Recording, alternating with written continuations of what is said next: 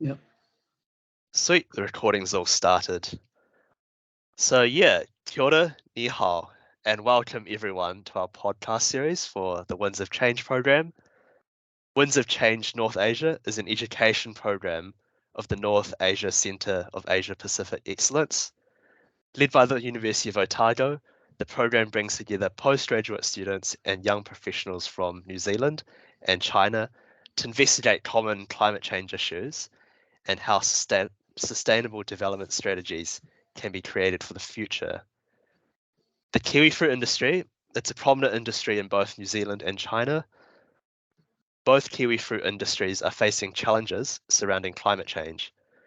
Our guest today, Dr. Gavin Kenny, is the author of a paper for the Ministry of Primary Industries called Adapting to Climate Change in the Kiwifruit Industry. Dr. Kenny is the director of Earthwise Consulting and has over 30 years of research experience in climate change impacts, vulnerability, adaptation, and resilience. So today we'll talk with Dr. Kenny about his research and experiences. So sort of to kick us off today, Dr. Kenny, would you want to talk a bit about, just give a brief introduction about yourself? Yes, sure, Alvin. Yes, I started working on climate change in 1991. Prior to that, after completing my PhD, I had a stint of about 6 months with the New Zealand Meteorological Service, which I'll come back to briefly because it's of relevance to your topic around kiwifruit. But yeah, through the 90s, I was mostly involved for that decade in climate change impacts research, which was largely computer-based. Firstly in the UK for 2 years in 91, 92. And then back in New Zealand, myself and colleagues were involved in developing and managing a program called the Climpax program. Some people call it Climpax. Depends whether you want to emphasize the climate or the impacts in that word. And yeah, that work progressed into being involved in developing country activities in the mid to late 90s when I was based at University of Waikato. We were involved in projects in Bangladesh and the Pacific Islands in particular, and then subsequently in northern Vietnam. And then in the early 2000s, I, for various reasons, started working independently. And I've been operating for the last 23 years now. Not strictly research as such, it's more in the last 20 odd years, you might see it as being applied research, but a lot of my work has been really at communicating the science to various stakeholders, including on the ground people, farmers and growers, and sort of working to be a bridge, I guess, between the practical side of how you deal with climate change and also back to various engagements at the more policy level.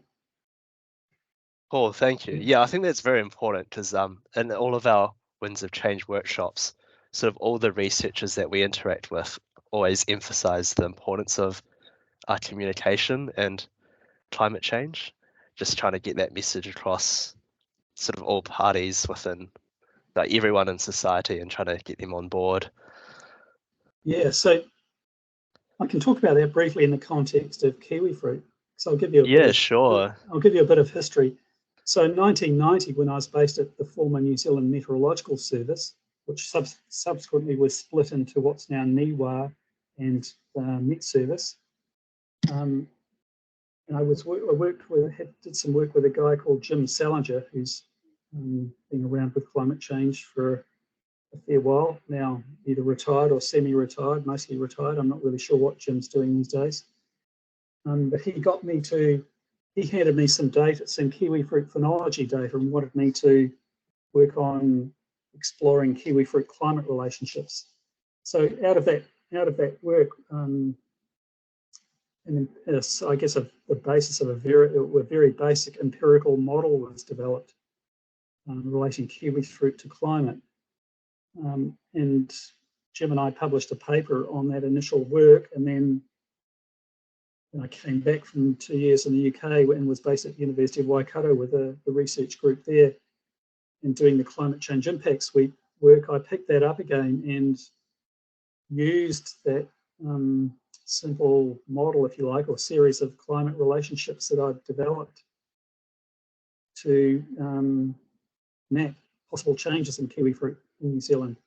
So that was the beginning of my work with kiwifruit, looking at potential impacts of climate change on kiwifruit and how it might affect the potential distribution of where kiwifruit is grown in New Zealand, focusing only on the traditional Hayward or green variety.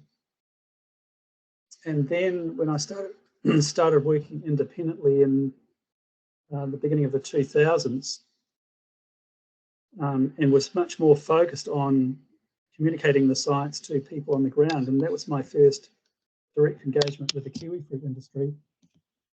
And I want to touch on that because there's been a real progression, I think, of awareness over the last 20 odd years. I mean, back in the 90s, climate change was only a topic that was discussed amongst the scientists who were involved in climate change. Pretty much no one else wanted to know about it or knew nothing about it. The situation we have now is that most people that you talk to will have an opinion one way or another.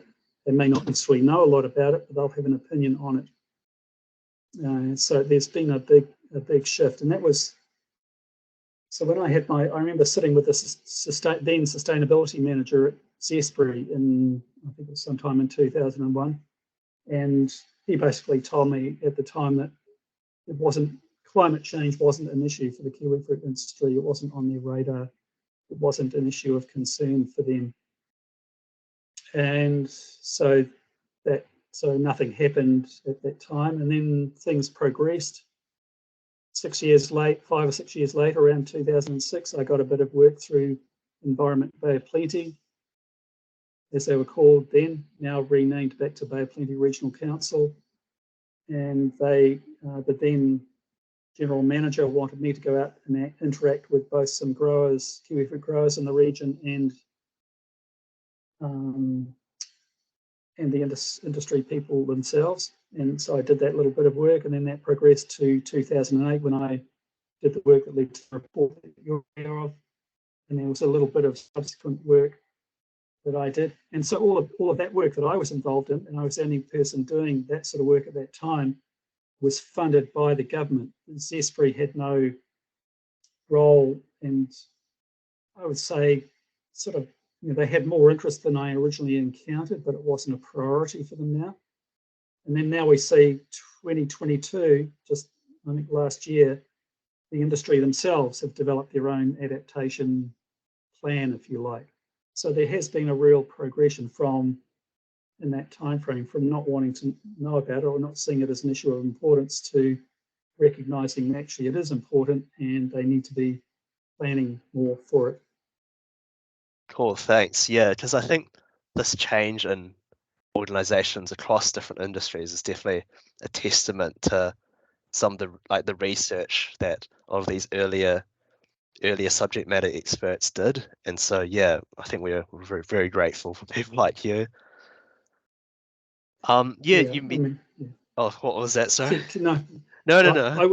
I would only pipe in and say, Alvin, that for me there is always some degree of frustration because I think that the momentum towards change has always been or recognising that this is a serious issue to be dealing with, has always been too slow, and it still is. That it's taken until now. We're into the 2020s now, and like when I was doing impacts modelling work in the 90s, this was the future. In my career in climate change, I'm now into the future that I was previously developing scenarios for, and that deeply concerns me. For me, I'm into a future with climate change when a lot of people and organisations are sort of still coming to a realisation that it's something they need to be acting on. When in my view, that action needed to be beginning at least 20 years ago. That's a big issue. Yeah, that's right. Because You mentioned earlier about that paper that you worked on, adapting to climate change in the kiwifruit industry. So yeah, would you want to talk a bit about that, if that's all good? Yeah, so it wasn't the first. So the primary focus of that work, and I was approached by they were then called still called the Ministry of Agriculture and Fisheries back then. Now the Ministry of Primary Industries, and I was approached by someone there wanting me to do something. I think they'd seen the previous work, a bit of work I'd done for the regional council, and they were at the beginnings of what was called a 5-year climate change plan of action. And I think that work I did was before that plan of action work was fully in place.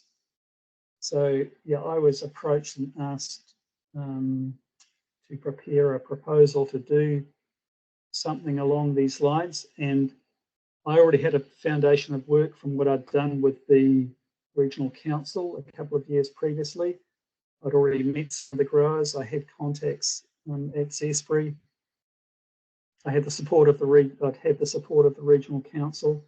So I worked back to that and talked to Zespri about how to approach this. And their role, it's not that they weren't completely removed from the work. Their role was a supporting one. They gave me the names and contacts of growers, so it's confidential information. But they went through their databases and identified growers that they thought would be approachable and willing to talk about climate change.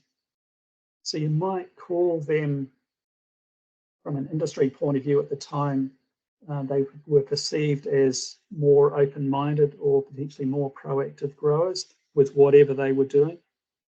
And there was a range, I can't remember how many I interviewed. I think there were about 20 growers, all in the Bay of Plenty, ranging from organic growers at the time to one guy I remember particularly, who was he and his brother had developed from probably a relatively small beginning to becoming a very large kiwifruit operation, and much more at that high-end, high production focus, using a lot of infrastructure, which you see even more of now around with kiwifruit. The protective coverings for hail and other weather-related events, and a big focus on the then gold variety. Yeah, so that was the primary focus, was to go out and do one-on-one interviews with about 20 growers identified by the industry, and bring that information together into some sort of, I guess, overview of what was their collective thinking about what the industry needed to be doing around climate change. Cool, yeah, because I saw the read through the executive summary in particular, and sort of provided some clear actions and recommendations on what the situation is now and what could be done going forward. And so, yeah, do you have any general comments about, I guess, the research that you did through that paper? Just some really high level, just looking back themes? on it. So even back, 15 years ago, and this involved one of the meetings I had also was with plant and food research scientists in the Bay of Plenty about what they were doing in that space. I remember them giving me one of the staff who I knew giving me a paper of what they saw as their research priorities, and I don't remember all the detail in that, but one was around, an obvious one is around breeding new varieties. But at that time, taking account of climate change was not a priority in the kiwifruit breeding program. It says in their new adaptation document that was published last year that it is a priority. I don't know to what extent it is in their current breeding. What I see is that, for example, when they had you're aware of the PSA disease outbreak. Yes. About a bit over a decade ago as well. I can't remember the exact year that happened. And it was really only it wasn't by design that they had a new gold variety almost pretty much ready to commercialise that enabled them to overcome that crisis. And my understanding is that variety, and it wasn't, and I don't know that it was a priority in the breeding of that variety, but it has a lower chilling requirement than the green kiwifruit. So what I'm saying is that, to my knowledge, there hasn't been a strong emphasis on breeding for climate change. I understand that it's become more of a priority over time, but then there's also, that's got to sit alongside a whole lot of other considerations around fruit quality, eating quality, presentation, storage life, a whole lot of other factors that need to be taken into account. But I think climate change has to be increasingly a factor in breeding programs. I mean, a key statement I made almost repetitively in that executive summary too was about the need for a proactive adaptation approach. And what I saw back in 2008 was that the industry was, with its history of being quite a, to some degree, I would say not completely a proactive industry, but able to at least respond when crises arose, because the PSA wasn't the first time they'd had to deal with a crisis. It seemed to be that that industry has historically coped well with when crisis has happened. But, another key recommendation was around the potential or the need for both the potential and the need for a more proactive industry-wide approach. I'm not sure if that has necessarily been taken, particularly around adaptation. It's there on their radar now, and that's good. I think, along with a lot of other primary industries in New Zealand, in the last decade, there's been a lot of that's been driven by government policy. There's been a lot of focus on mitigation rather than adaptation. And my view has always been that it should never have been one or the other. And that we have this dialogue in New Zealand that's largely driven around greenhouse gas mitigation, when actually the real costs of climate change to New Zealand are going to come through the impacts. And so the need to adapt, that's what's already costing our economy and is going to increasingly cost our economy. But we've given it far less attention. This is New Zealand wide, not just kiwifruit. We've given it far less attention, and we're not. So a lot of people you talk to in New Zealand now, when you talk about climate change, they're talking the language of mitigation, not adaptation, and certainly not a synergistic approach, which actually puts, really what needs to happen is adaptation and mitigation together within a sustainable development context. Yeah, I agree. From my observations, we're not yet doing that. And especially, so you can see that. Yeah. Oh, sorry. What was that? No, sorry. You can see that in industries like kiwifruit that they still don't have that sorted out. That they, even in their adaptation document, they talk about mitigation. Whereas in an agricultural context, this sort of synergistic approach is, there's a term called climate smart agriculture, which brings together the three pillars of adaptation, mitigation, and sustainable development.